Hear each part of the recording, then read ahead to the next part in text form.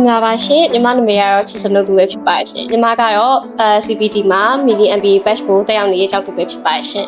ညီမဒီ mini MBA ကိုတက်ရောက်ရတဲ့ဒီကရွေးချက်ကတော့ညီမရဲ့ကိုယ်ပိုင်စီးပွားရေးမိဘရဲ့စီးပွားရေးကိုလုပ်နေတဲ့လူတူဖြစ်တဲ့ဒီဟာအပြင်ကိုတစ်ဖက်ကနေကိုယ်ပိုင်လမ်းဖောက်ချင်တာဖြစ်တဲ့အတွက်ကြောင့်မလို့လိုအပ်တဲ့advice လေးတွေကိုလာယူရဖြစ်တယ်ပေါ့နော်တရားပြရဲ့အတွက်ကပေါ့နော်ကိုရီမန်းထားတဲ့လောက်ကိုသင်ခန်းစာတွေတော်များရရှိပါရဲ့ရှင်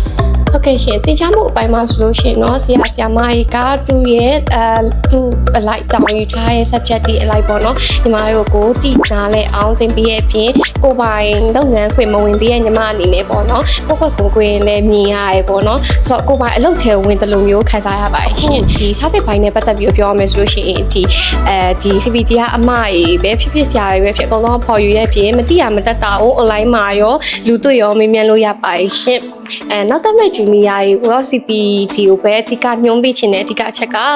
လုံးဝ family type ဖြစ်လို့အရန်ကိုမှ close ဖြစ်တဲ့အပြင်ညီမတို့မသိတာရောလွယ်တကူမေးလို့ရပြီးတော့အရင် stress မဖြစ်ဘဲနဲ့ပေါ့နော်တော်တော်မှကိုမှရှယ် stress တွေအောင်ရော့ရဲ့အထိ